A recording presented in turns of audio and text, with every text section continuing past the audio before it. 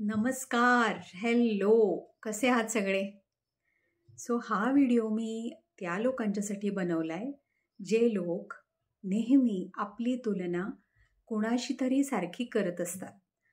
म्हणजे अशा लोकांची जे अ, त्यांच्यापेक्षा खूप खूप यशस्वी आहेत आपल्या लाईफमध्ये. मग ते करिअर वाईज असो किंवा ब्युटी वाईज असो किंवा उत्तम आरोग्य किंवा कौटुंबिक स्थैर्य आणि सुख.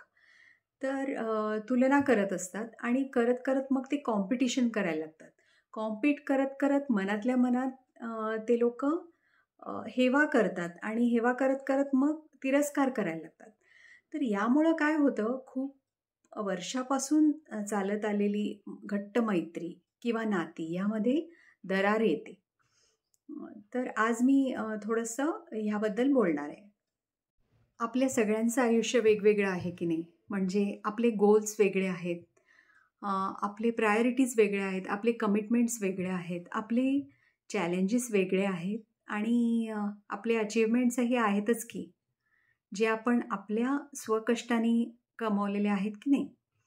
तर पण कधी-कधी असं होतं, की दुसऱ्याचं यश बघून आपल्याला असं वाटतं, की बाबा रे, त्यांच्यापेक्षा जास्त तर माझ्यामध्ये आहे कॅलिबर. पण त्यांना यश मिळालं, त्यांना चान्सेस जास्त मिळाले.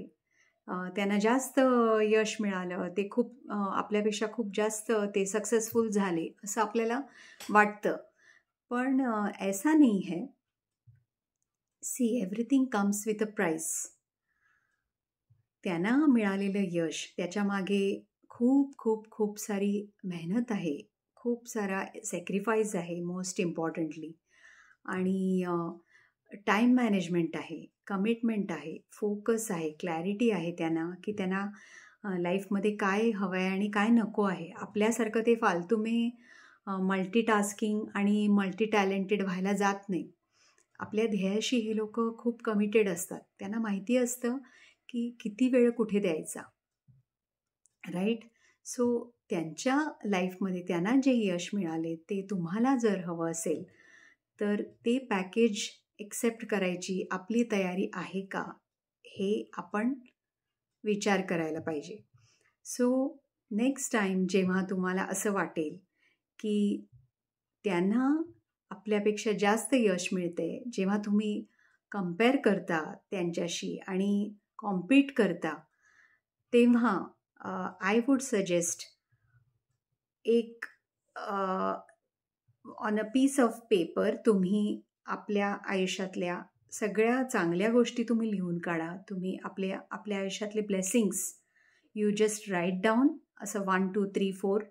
आणि मग तुम्ही विचार करा की त्यांना जे मिळाले लाईफमध्ये ते जर तुम्हाला पाहिजे असेल, तर ह्या ब्लेसिंग्समधून, या चांगल्या चांगल्या छान छान गोष्टी ज्या तुमच्या लाईफमध्ये आहेत, ज्याच्यासाठी तुम्ही देवाचे आभारी आहात, ह्यातल्या कुठल्या गोष्टी तुम्हाला नको आहेत, तेव्हा उत्तर तुमचं तुम्हाला सापडेल आणि ते उत्तर तुम्ही कमेंट सेक्शनमध्ये मला पाठवा. ओके?